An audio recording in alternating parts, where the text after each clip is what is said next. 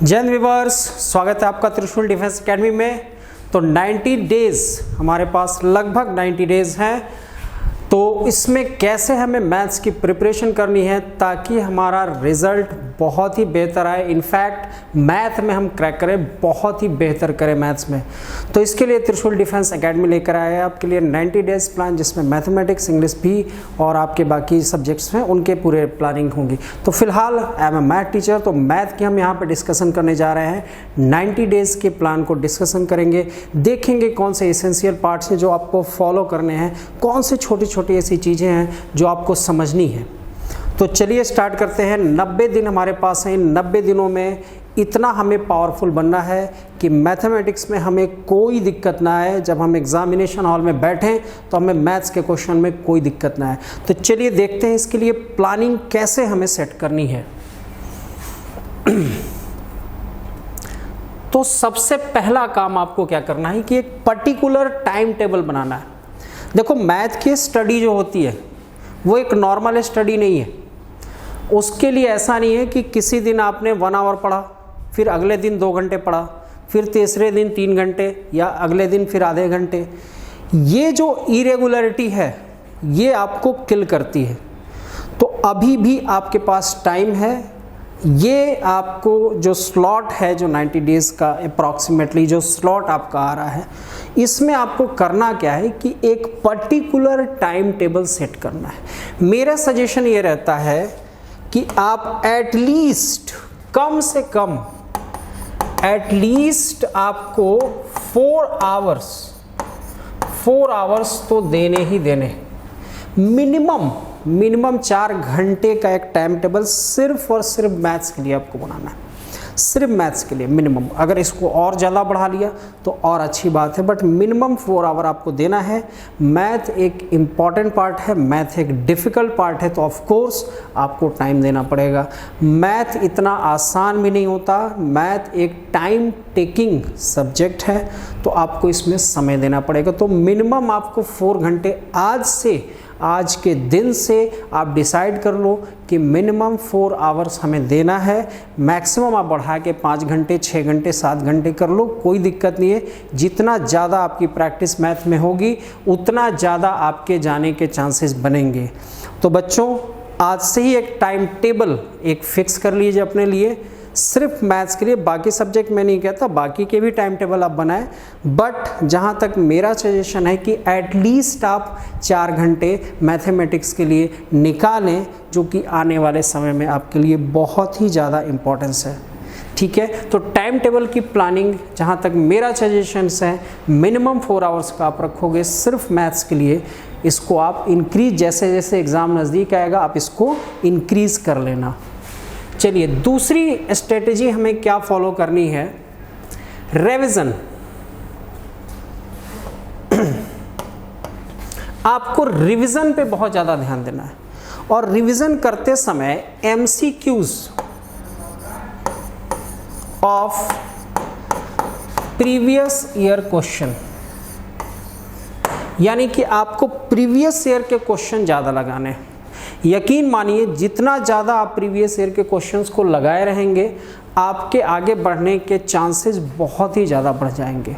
तो अगर मैं रिवीजन की बात करूं तो एक प्लानिंग आप बना लीजिए कि प्रीवियस ईयर के क्वेश्चन आप ज़्यादा से ज़्यादा लगाएंगे। लास्ट के जो अभी 2021 से या 22 से स्टार्ट करके आप चाहें तो बैक 10 साल या 15 साल के पेपर आप लगा सकते हैं। ये आपके लिए बहुत ही ज़्यादा बेनिफिशियल हो जाएगा। PYQ के अलावा और क्या क्या आप कर सकते हैं, आपको डेली बेस पे एक काम करना है। डेली बेस पे एक काम करना है, रोज़ाना एक एक सेक्शन को आप चुनना है। जैसे मान लो मंडे को मैंने अलजेब्रा को चुन लिया, ट्यूसडे को मैंने कैलकुलस को चुन लिया। इस तरह से हफ्ते के 7 दिन में आप इन टॉपिक्स को चुनेंगे। 4 इंपॉर्टेंट टॉपिक्स हैं, अलजेब्रा, कैलकुलस, ट्रिगो, कोऑर्डिनेट, इसके अलावा प्रोबेब है, स्टेट्स है। तो उंगलियों पे गिने जाने वाले टॉपिक्स हैं। 6 टॉपिक्स तो बहुत इंपॉर्टेंट हैं आपके। 4 तो पिलर ही हो गए। 4 पिलर कौन कौन से? आपका अलजेब्रा है, ट्रिगो है, कोऑर्डिनेट ज्योमेट्री है और कैलकुलस है। ये 4 पिलर्स हैं मैथमेटिक्स के। तो 4 दिन ये रहे आपके। बाकी आपके 2 डेज में प्रोबैब, स्टेट्स इनको, और बाकी इस तरह से रोटेशन में आप लाएंगे। ये एक क्राइटेरिया फिक्स कर लीजिए कि इस तरह से आप रिवीजन को लेकर के आएंगे। ये इनिशियल स्टेज पे आपको करना है, तो उससे होगा क्या कि ज़्यादा से ज़्यादा आप समय दे पाएंगे, ज़्यादा से ज़्यादा आप समय दे पाएंगे। संडे का आप डे रिजर्व रखिएगा। संडे आपको करना क्या है कि इस पूरे 6 दिन में जो भी सेक्शंस आपने पढ़े हैं उसको, उससे रिलेटेड और भी ढेर सारे क्वेश्चन इसको मिक्स करके आप पढ़ लोगे। मतलब जितना भी जो आपने कैलकुलस पढ़ा, जो आपने अलजेब्रा पढ़ा, जो आपने ट्रिगो पढ़ा, जो भी चीज़ें आपने इन 6 दिनों में पढ़ी हैं, संडे को ओवरऑल एक घड़ी को आप रखेंगे, उसको लेकर के और एक जैसा एग्ज़ाम दिया जाता है उस तरह से क्वेश्चन को सेलेक्ट करेंगे और सबको एक साथ मिक्स करके आपको एक क्वेश्चन का स्लॉट बनाएंगे। हो सकता है आप 25 क्वेश्चन का बना लीजिए, 50 क्वेश्चन का स्लॉट, और उसको आप रिवाइज करोगे और खुद का टेस्ट खुद से ले लेना। तो एक परफेक्ट प्लानिंग के तहत आप काम करेंगे। तो रिविज़न में डे बाय डे, एक एक दिन के साथ आप रिवीजन आप करोगे तो उसको रोटेशन होता जाता है। एक हफ्ते में आप मान लो आपने अलजेब्रा से स्टार्ट किया, दूसरे हफ्ते में आप कैलकुलस से स्टार्ट कर लो, इस तरह से आपका रोटेशन चलता है। संडे का दिन मैं ये बोलता हूँ कि आप मिक्स करके पढ़िए, संडे का दिन कोई प्रॉब्लम नहीं है, बट डेली अगर आप मिक्स करके, मतलब आपने अलजेब्रा भी उठा लिया, कैलकुलस भी ले लिया, ट्रिगोमेट्री भी ले लिया, कोऑर्डिनेट ज्योमेट्री भी ले लिया, एक साथ आपने काफ़ी क्वेश्चन इकट्ठा कर लिए, तो वो उतना इफेक्टिव नहीं होता जितनी ये वाली प्लानिंग है कि एक एक सेक्शन को आप पूरे वीक में बांट लीजिए। पूरे वीक में एक एक सेक्शन को बांटिए, देखिए आपका बहुत ही बेहतर से ये रिवीजन आपका हो जाता है। ठीक है, बाकी आवर्स आप बढ़ा करके अन्य चीज़ें कर सकते हैं। तीसरी और सबसे इम्पॉर्टेंट पार्ट है आपका नोट्स। जिन बच्चों के नोट्स सबसे बेहतर बने हुए हैं उनको तैयारी करने में कोई दिक्कत नहीं आएगी। तो कोशिश ये करिए कि ये कम समय है, आपके पास समय बहुत ज़्यादा नहीं है, इस कम समय में एक अच्छे से अच्छे नोट्स को आप तैयार करें। नोट्स तैयार करने के लिए एक प्लानिंग मैं बताता हूँ आपको, बहुत सिंपल सी प्लानिंग है।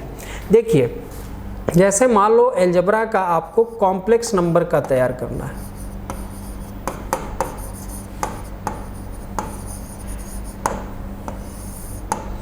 ठीक है, तो कॉम्प्लेक्स नंबर को आप 3 पार्ट में बांटोगे। एक तो थ्योरी के सारे सेक्शंस को आप एक जगह लिखोगे, कुछ फार्मूले होंगे, कुछ चीज़ें होंगी, उनको आप एक जगह इकट्ठा करोगे। उसके अलावा आप MCQs को लेंगे और तीसरा जो स्लॉट होगा वो प्रीवियस ईयर क्वेश्चन का होगा। ये 3 स्लॉट्स में आपके नोट्स को तैयार करने हैं आपको। जब इन स्लॉट्स में आप नोट्स को तैयार कर लोगे तो जैसे कॉम्प्लेक्स नंबर हुआ, क्वाड्रेटिक इक्वेशन हुआ, ये सारे अलजेब्रा के कुछ टॉपिक्स हैं, कैलकुलस के कुछ टॉपिक हैं, आपके ट्रिगो के कुछ टॉपिक्स हैं। तो इस तरह से हर नोट्स में आपको ये 3 एसेंशियल पार्ट्स को डालना है। आपकी थ्योरी, जितनी आपकी थ्योरी स्ट्रॉन्ग रहेगी, आपको क्वेश्चन में दिक्कत नहीं आएगा। मैथ हाउ टू डू पे चलता है, हाउ मच टू डू पे नहीं चलता है। जितना ज़्यादा गहराई में आप समझेंगे चीज़ों को, जितनी ज़्यादा थ्योरी को, कॉन्सेप्ट को आप समझेंगे, उतना ही ज़्यादा आप जाएंगे। तो कॉन्सेप्ट बहुत ज़्यादा ज़रूरी है, थ्योरी के कॉन्सेप्ट्स के साथ आप जाएंगे।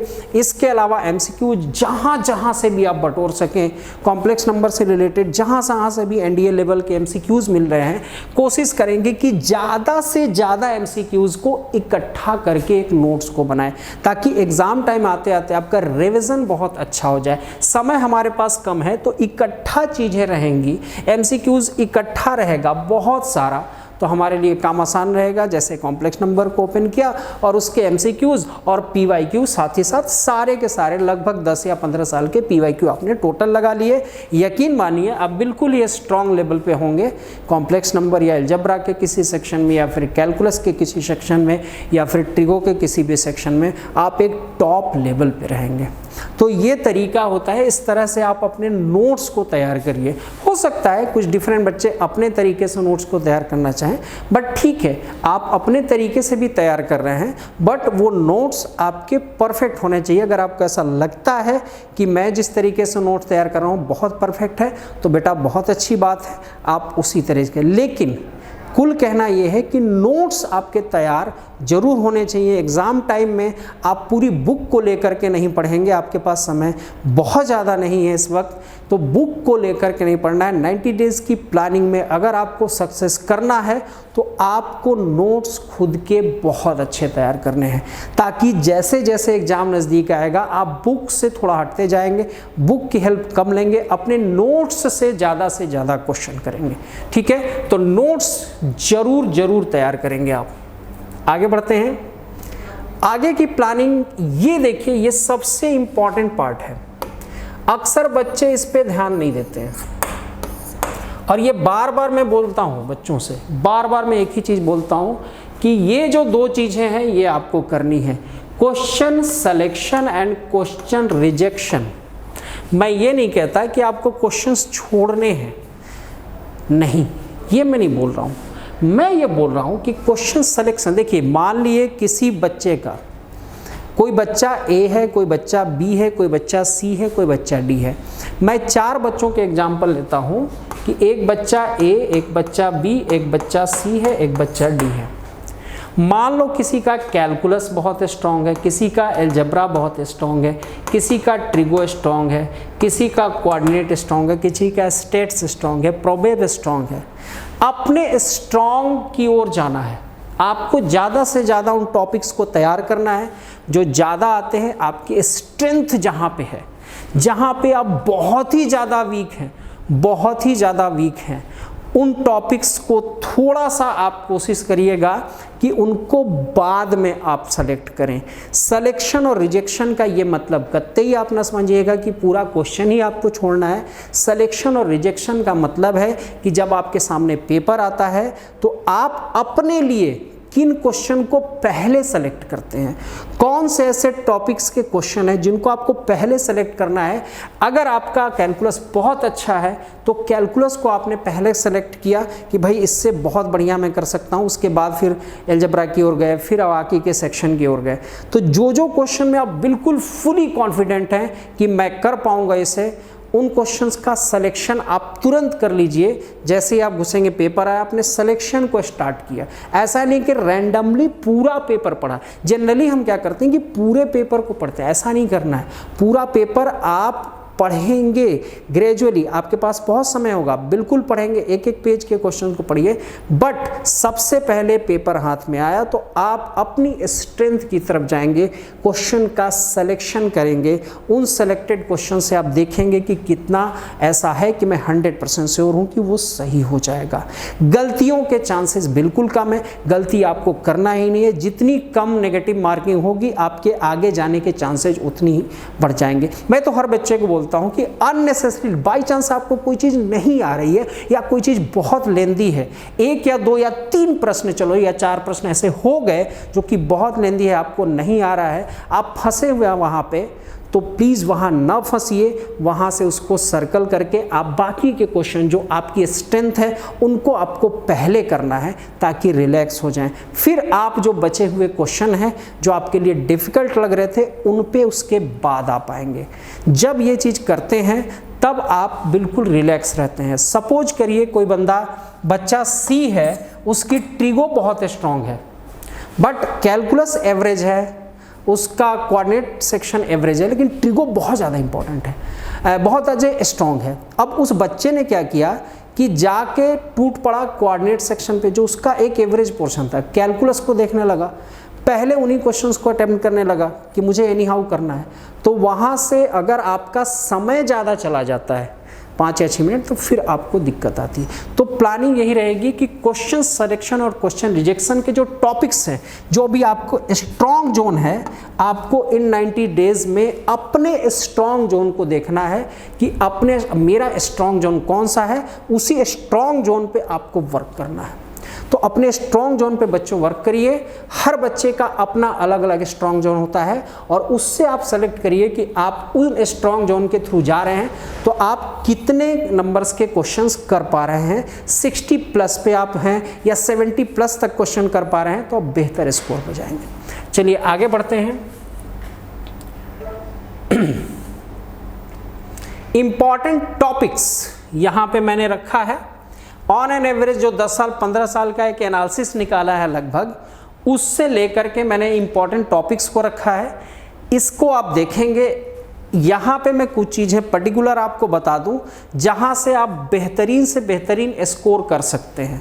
सबसे पहले तो अलजेब्रा आता है। अलजेब्रा आप ये मान के चलिए कि अलजेब्रा बहुत ही इंपॉर्टेंट पार्ट है। 37 से लेकर के 40 तक के अप्रॉक्सीमेटली क्वेश्चन आपके आते हैं।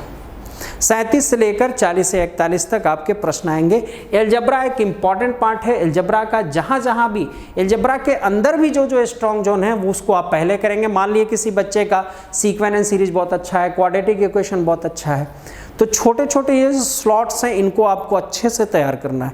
तो अलजेब्रा एक बहुत इंपॉर्टेंट पार्ट आपके लिए होने वाला है। अलजेब्रा को आपको सबसे पहले अच्छे से तैयार करना है, ये एक बहुत इंपॉर्टेंट पार्ट है। तो इन आने वाले 90 डेज़ के लिए जो प्लानिंग चल रही है, जो प्लानिंग आपको ले करके चलनी है, वो इस सेक्शन से इस तरह से आप ले करके चल सकते हैं। अलजेब्रा आपका सबसे इंपॉर्टेंट पार्ट है बच्चों। तो अलजेब्रा सबसे पहले आप ओवर करोगे, अलजेब्रा सबसे पहले आप ख़त्म करोगे। देन आफ्टर आप आओगे ट्रिगोनोमेट्री में। ट्रिगोनोमेट्रिकल रेशियो भी सिर्फ अगर आप पढ़ जाते हैं, अगर आप इन्वर्स इस बार भी बहुत ज़्यादा नहीं आया था, तो इन्वर्स ना पढ़ के अगर आप ट्रिगोनोमेट्रिकल रेशियो को भी आप कर लेते हैं तो भी आप एक अच्छा स्कोर कर सकते हैं। मैं ये नहीं कहूँगा कि इन्वर्स पढ़ो ही मत, आप पढ़िए, इन्वर्स भी पढ़िए, लेकिन मैं जो टॉपिक बता रहा हूँ ट्रिगोनोमेट्रिकल रेशियो से सबसे ज़्यादा आते हैं। इधर रिसेंटली हाइट एंड डिस्टेंस और उससे कुछ आया है, बट ये बार बार रिपीट नहीं होता है। ट्रिगोनोमेट्रिकल रेशियो एक बहुत इंपॉर्टेंट पार्ट है जिससे सबसे ज़्यादा क्वेश्चन आते हैं। तो ट्रिगोनोमेट्रिकल रेशियो अगर आपने तैयार किया, प्रॉपर्टी ऑफ ट्रायंगल तैयार कर लीजिए, हाइट एंड डिस्टेंस और इन्वर्स के कुछ पार्ट्स का तैयार कर लिया, तो ट्रिगो में आप बेहतर कर पाएंगे। इसके बाद कोऑर्डिनेट ज्योमेट्री बहुत आसान सा सेक्शन होता है।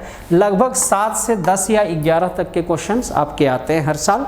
इधर रिसेंटली थोड़े से इन्होंने कम कर दिया, फिर भी आप तैयार तो करेंगे ही इसको। सबसे इम्पॉर्टेंट जो पार्ट्स हैं उनको मैं थोड़ा सा अंडरलाइन कर रहा हूँ। देखिए, कैलकुलस एक मोस्ट इम्पॉर्टेंट पार्ट है, और यहाँ से आइए आप 20 और 10 ये 30 क्वेश्चंस को आप 30 क्वेश्चंस को आप यहाँ पे देख रहे हैं। 30 प्रश्न बहुत इंपॉर्टेंट है। आपके वेक्टर 3D स्टेट्स एंड प्रोबेब आपने तैयार कर लिया है बच्चों। वेक्टर 3D मिड में आप तैयार करोगे। इन 30 दिन का जो स्लॉट्स है, तो मैं ये कहना चाहूँगा कि जैसे ही आप नज़दीक पहुँचना, यानी कि अगस्त का जो समय आपका होगा, अगस्त का समय में आप इन वेक्टर 3D ज्योमेट्री और स्टेट एंड प्रोबेब को आप तैयार करेंगे अगस्त में, क्योंकि ताज़ा ये तैयार रहेगा। इससे क्वेश्चन आपके 30 क्वेश्चंस आते हैं बच्चों। जो आपका टारगेट 60 प्लस या 70 प्लस का होता है, 30 अकेले इसका है।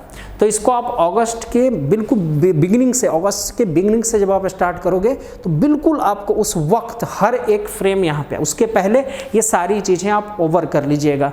तो अगस्त में आप ये तैयार कर लीजिएगा, बाकी आपका जुलाई वाले सेक्शन में ये पूरा का पूरा आप कर लीजिएगा। अभी जून में जो भी समय बचा है आपके पास, उसमें आप अलजेब्रा प्लस ट्रिगो को दे सकते हैं। तो सीधा फंडा है बच्चों। ये जो बनाया है मैंने स्लॉट, बहुत ही सिंपल स्लॉटिंग है। देखिए, अलजेब्रा प्लस ट्रिगो, अभी तो आप तारीख थोड़ी सी आगे बढ़ चुकी है, 9 है आपके, कम से कम 7 या 8 दिन हमारे निकल चुके हैं आपके जून में। फिर कोई बात नहीं है, फिर भी हमारे पास 20 डेज तो बचे ही हैं। तो जून स्लॉट को इसको दे रखा है,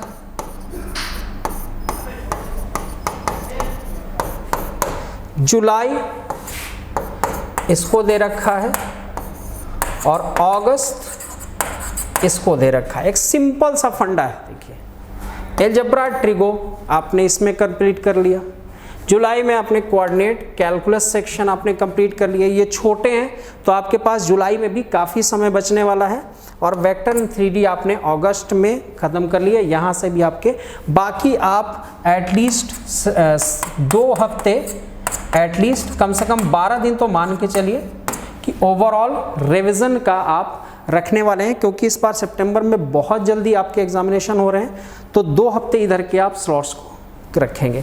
तो इनको तो मैंने बांट रखा है, तो पूरा मंथ हम नहीं लेने वाले हैं यहाँ पे। मान लिए आपको कोशिश ये रहेगी कि आप जून के पहले ही इनको आप ओवर कर लें, ठीक है। इसके बाद कोऑर्डिनेट और कैलकुलस बहुत ज़्यादा बड़े नहीं हैं, यहाँ भी आप कम से कम 1 हफ्ते का समय आप बचा लेना जुलाई में। अगस्त में तो आपको कम से कम हफ्ते या 2 हफ्ते का, तो लगभग सात्विक केस लगभग आपको 12 से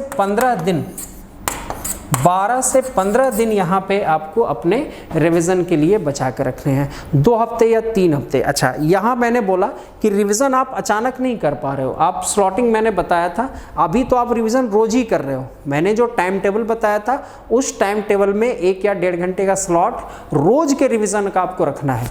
तो रिवीजन तो आप अभी से ही शुरू कर दीजिए, ऐसा नहीं कि एक ही बार इकट्ठा रिवीजन करना है, रिवीजन साथ साथ चलना चाहिए। अगर आपने 4 घंटे का स्लॉट बनाया है, 1 या 1.5 घंटे आप रिवीजन का ही रखिए, तो रिवीजन होना चाहिए, रिवीजन लगातार, क्योंकि एक साथ इकट्ठा रिवीजन आप नहीं कर सकते हैं। तो इस तरह से अगर आपने तैयार कर लिए स्लॉट बनाकर, साथ ही साथ आप रिवीजन कर रहे हैं, तो ये बहुत बेहतर एक सेक्शन पहुंच जाएंगे आप। तो सीधी सी बात है भाई, सिंपल सी बात है, साथ साथ रिवीजन करना है, एक पर्टिकुलर टाइम टेबल बनाना है, और इस तरह के स्लॉट्स को आप बना लीजिए। मैथमेटिक्स के सिंपल से स्लॉट्स हैं, ये सिंपल से स्लॉट्स हैं, इसमें आपके सारे आ जाएंगे। तो ये उसी हिसाब से ये पूरी की पूरी प्लॉटिंग मैंने कर दी है, यहाँ पे पूरी की पूरी प्लॉटिंग कर दी है। इनको 3 मंथ्स के सेक्शन में पूरा का पूरा बांट दिया है, 1 मंथ, 2 मंथ एंड 3 मंथ्स के सेक्शन में। परफेक्ट सी प्लानिंग है, बिल्कुल परफेक्ट सी प्लानिंग है। प्लानिंग बना लीजिए कि जो हमारा पहला मंथ अभी जून का चल रहा है, अलजेब्रा ट्रिगो हमने खत्म कर लिया, जुलाई वाले सेक्शन में हमने खत्म कर लिया क्या, कोऑर्डिनेट कैलकुलस खत्म कर लिया, और वेक्टर स्टेट हमारे अगस्त वाले सेक्शन में खत्म कर लिया। साथ ही साथ हम रोज रोज रिवीजन भी करते जा रहे हैं, और लास्ट के स्लॉट में कम से कम 12 दिन हम बचा के रखेंगे, ताकि ओवरऑल हम रिवीजन को कर सके। तो इसी के साथ हम एंड करेंगे बच्चों। होप सो कि ये प्लानिंग पे आप चलेंगे और बेहतर से बेहतर स्कोर करेंगे। तब तक के लिए जय हिंद। जहां बनते हैं देश के गौरव, इंडिया का एकमात्र ऐसा कोचिंग इंस्टीट्यूट जहां कैडेट्स को ट्रेन किया जाता है आने वाले डिफेंस एग्जाम के अनुसार। अगर आपका भी सपना है भारतीय सेना में शामिल होकर देश की सेवा करने का, तो आज ही ज्वाइन करें त्रिशूल डिफेंस एकेडमी।